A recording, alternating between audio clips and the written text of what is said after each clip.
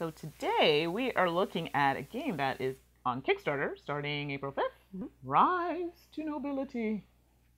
Yes, sounds regal.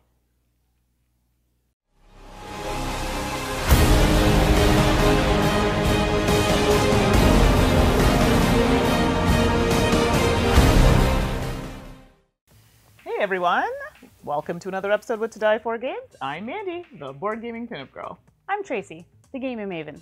So today we are looking at Rise to Nobility. I feel like I have to say that every time I say the name. Yes.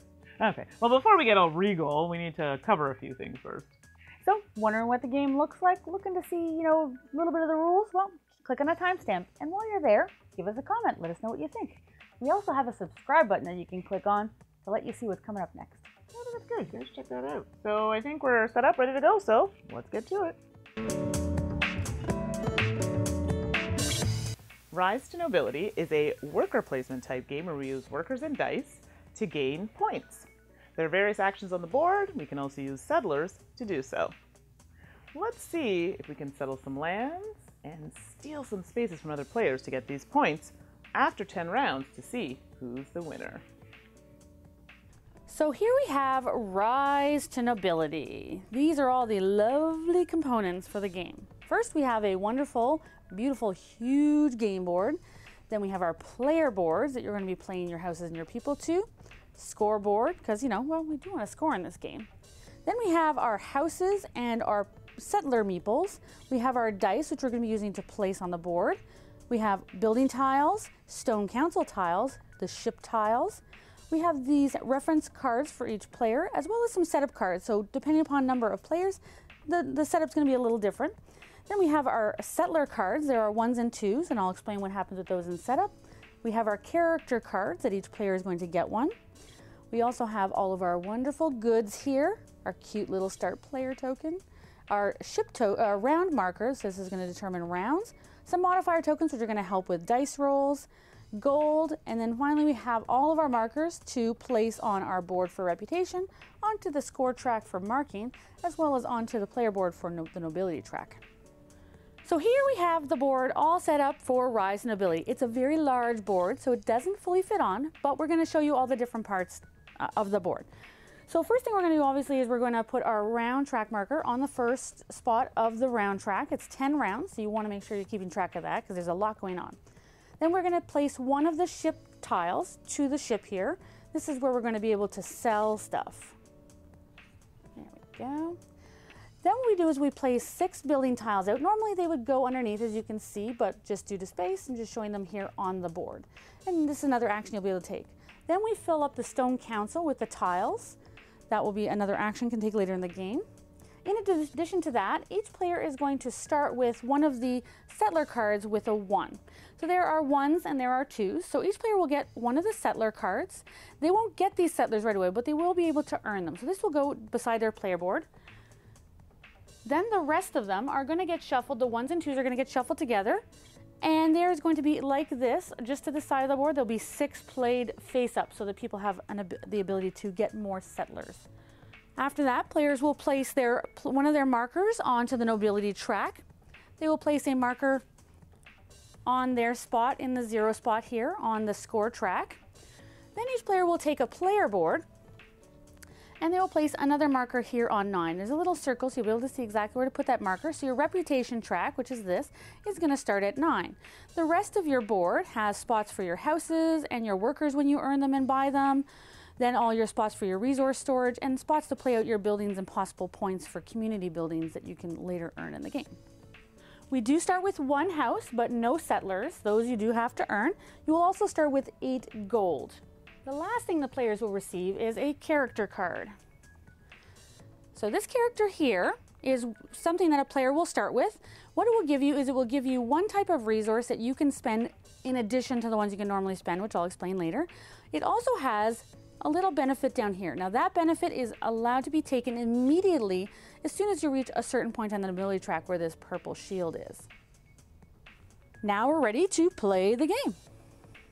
So gameplay. Well, there's a lot of actions you can take, but you are restricted by the number of dice you can place in a round it will be based on your reputation. So I'm gonna roll my dice here, gonna roll them off to the side. So we all start with 9 reputation, and as you can see, I have 2 6s, a 3, a 2, and a 1. That's way more than 9 reputation, so I won't be able to use all of those dice. I don't have to predetermine which dice I use, but I can only ever place the total amount here as the amount of reputation I have at the time. So right now I would probably maybe take the 6, the 2, and the 1 because it gives me 3 dice instead of just 2. The other ones I'll just leave there though in case I need to use them. So there are multiple guilds here, and the guilds are all very useful for earning certain types of resource colors. So you're trying to gather certain types of resources to later sell, to help at the Stone Council, as well as get your settlers, because your settlers are requiring certain types of goods to be able to earn them and be able to play with them.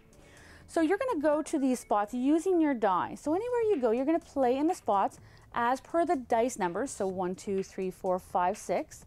This I would play here, and I would take the actions in order.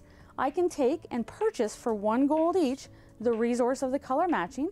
Plus, if I do have any settlers on my board, which you don't start with, but later in the game say I did, I could play 2 or 1 or none. Some requires that I can't play any, and you'll play them here as an apprentice. That will give you benefits at the end of the round, as well as be able to make them into masters if you ever put buildings into that guild. Then the next player will play their dice out,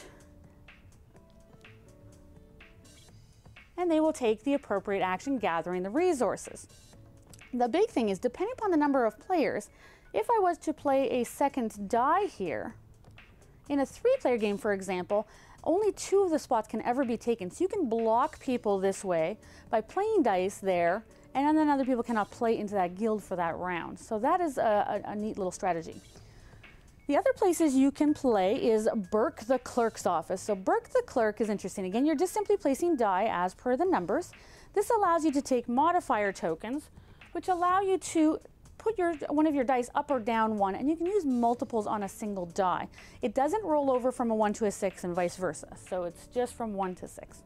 The White Castle is very handy for increasing your reputation on your board. Like I mentioned, your die, you can only play the total number of face value of the die as your reputation. So if you go here, you can go 1, 2, or 3. It brings your reputation up, and it's immediate effect. So on the round, if you were to go up 3 more, it might allow me to play this number 3 die because I now have access to more dice value. Down here, you're going to play die similar to everywhere else, but you have to play exact number. So if I play the 6 here, I would pay 5 gold and I would be able to earn this building. This building is a community building, and I can play it to my board. It's going to give me bonuses when I play houses, 1 point each time I put a house on. As well, when I play it, I will get an immediate 5 points and get to move up the nobility track as per my board. The other types of buildings here is we have these buildings. So they will have a particular guild they must go in. So this one must go in white. So I would play it to white. Now, you always want to ideally play to a spot where you have an apprentice, because your apprentice can then go onto the building, you own it, and then you get benefits from that. What will happen is if someone plays there, an opponent, they will get this bonus. They can also get the bonus on the bottom of the building there. So in this case, it's an additional resource, and you would get a bonus for them using the guild building. So they would get that gold. So that's very handy. The Stone Council is interesting. Again, you play die 1, 2, 3, 4, 5, or 6, depending. You will lose a single reputation for any die you place into the council, but it's very lucrative because it will give you points. You'll have to, however, be on the nobility track at the right spot, either at the purple shield or the white shield, before you can actually collect those tiles. What you would simply do is you would simply play your die into that area.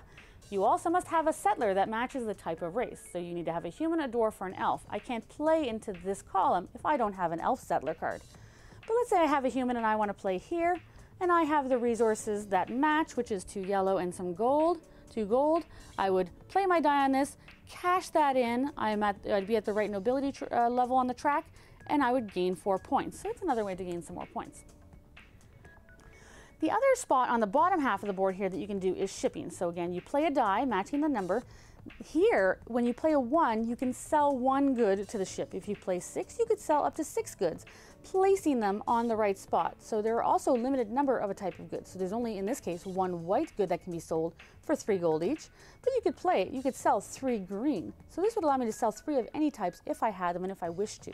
You never have to sell all of what you have there.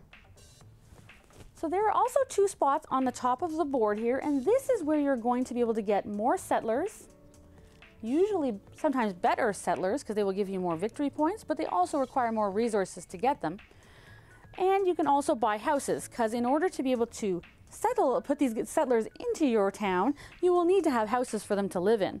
So if you play here, playing in the construction yard, you must play a number that is equal to or lower than the number. So if there was let's just say a 6, that's nice because you can play a 6 or lower.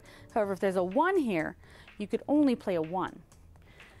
So the Cavern Tavern here is a little different than the construction yard. Here, you must play numbers that are equal to or higher than that. So if I play a 5 here, another player could play a 5 or a 6, but not lower. This would allow you to take one of the face-up settler cards in the market.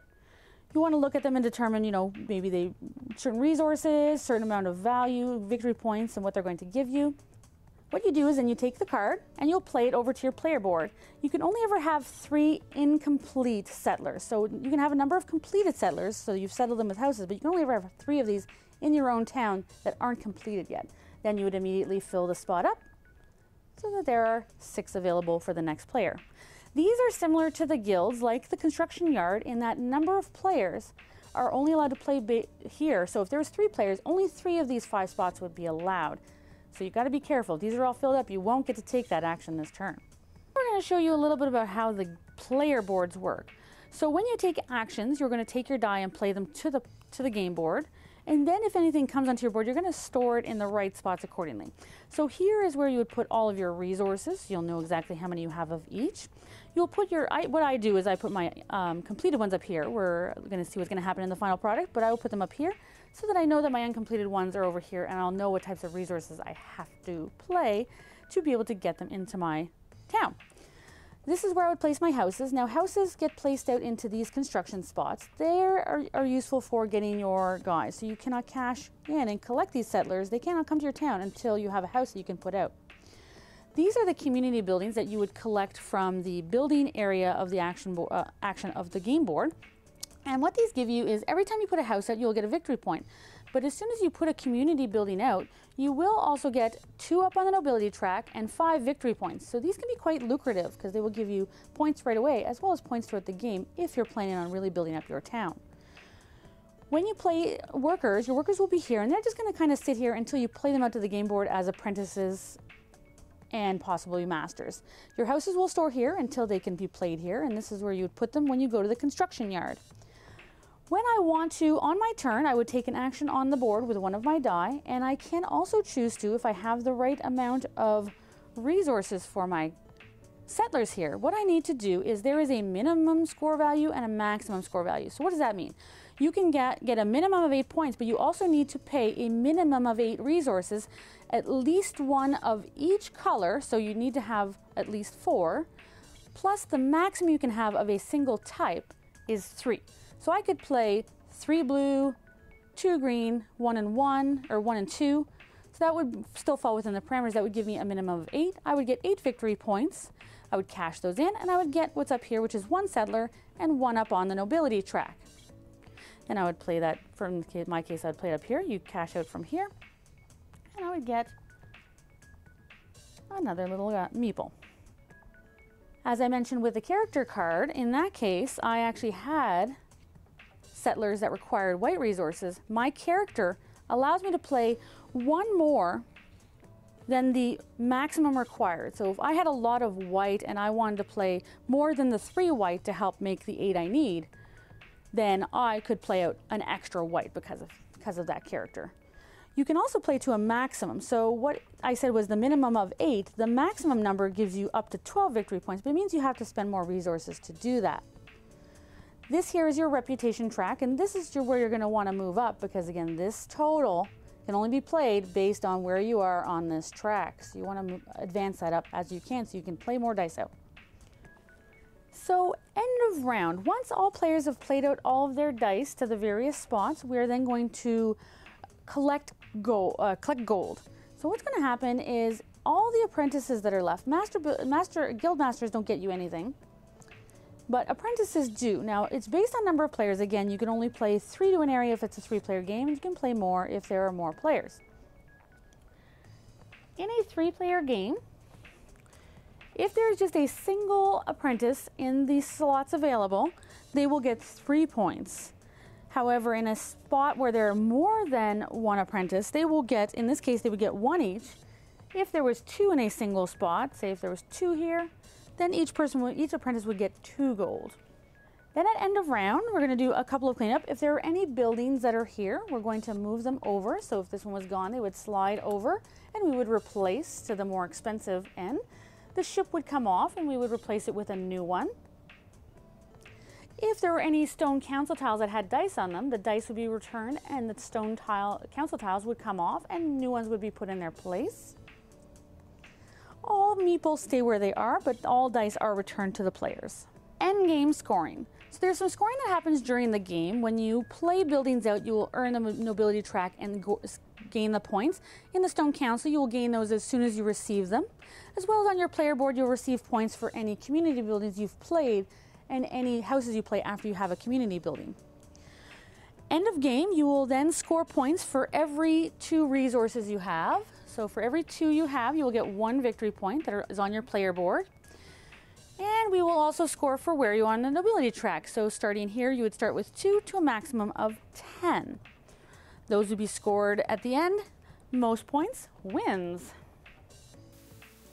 So now we're ready to give a review of Rise to Nobility. What did you think? Having seen the predecessor, actually owning the predecessor, I was looking forward to this game, and a lot of components and feel carried through to the game, so I enjoyed it for the most part.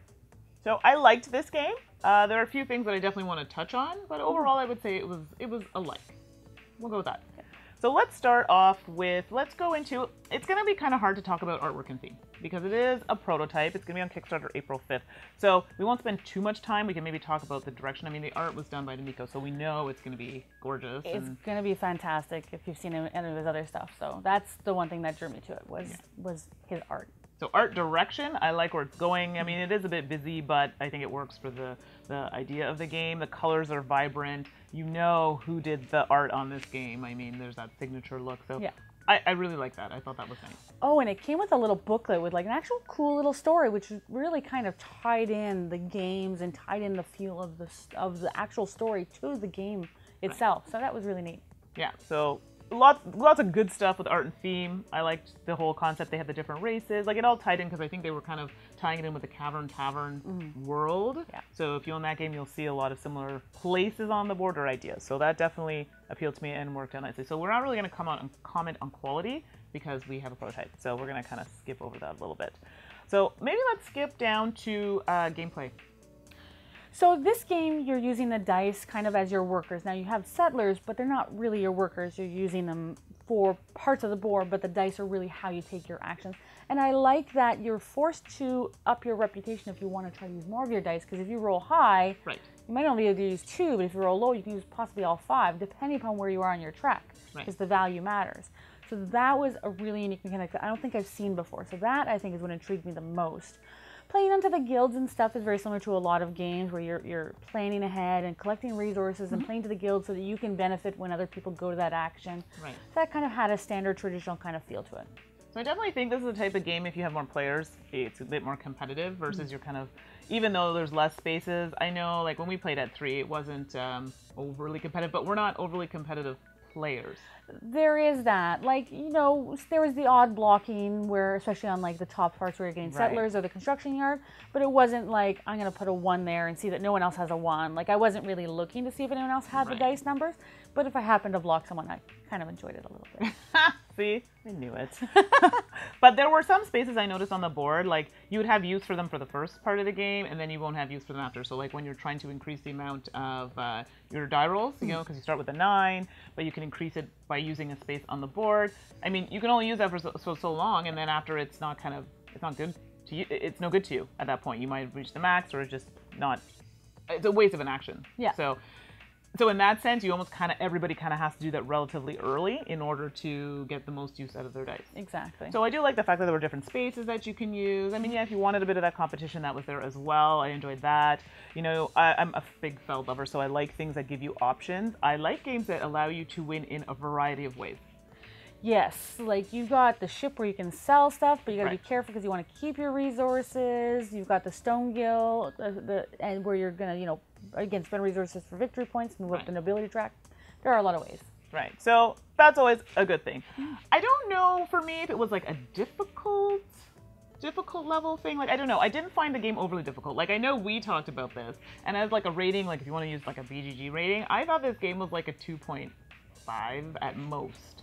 Yeah, and Stephane, you and Stephane kind of had similar feel. That Right. it wasn't necessarily light, but it was lighter. I kind of thought it sat more like a 3, and I didn't have like a concrete quantitative reason why. It just Right. felt like it was kind of meatier, Right. but not super hard. It took us a lot longer than what we were thinking. Like the rating versus the length of time it took us to play Right. it seemed a little Right.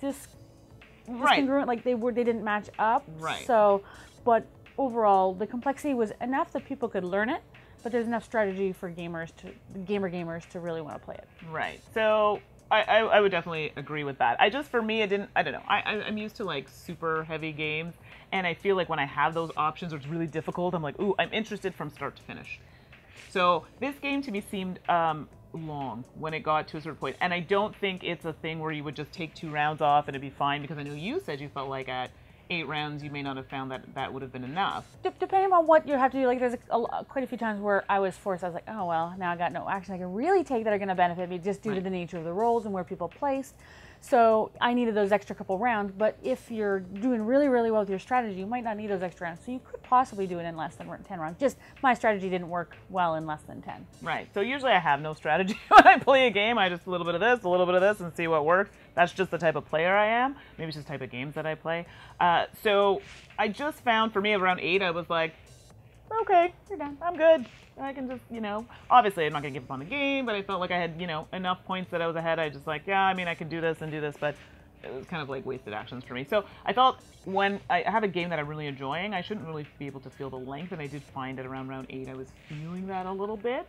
But the game itself was balanced. There weren't issues with that. Mm-hmm. There were enough action to take. Like, there was enough difficulty for most. It's just, I think, for me, I'm just the type of gamer, I just didn't feel, I don't know. I don't even know how to.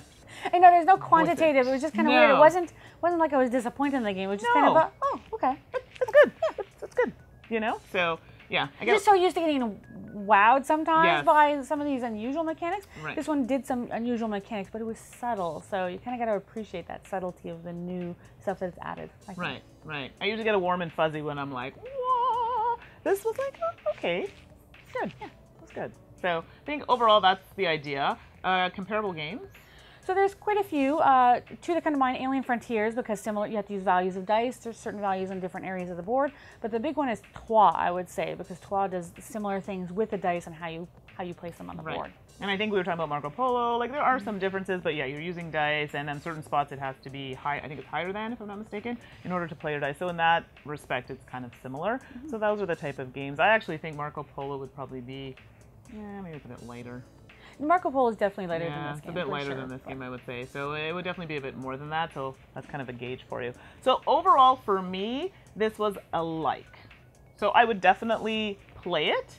I think I would be curious to see maybe different levels of gamer. We try and do that as best we can. But yeah, I think that for me, it's a like. So we'll go with that. Yeah, I enjoyed it for sure because I love Cavern Tavern so much. The theme really just draws me in, and enough of the mechanics are very familiar to me and stuff that I enjoy that I enjoyed this one as well. All right, perfect. So there are our thoughts, and we'll see you next time. Bye.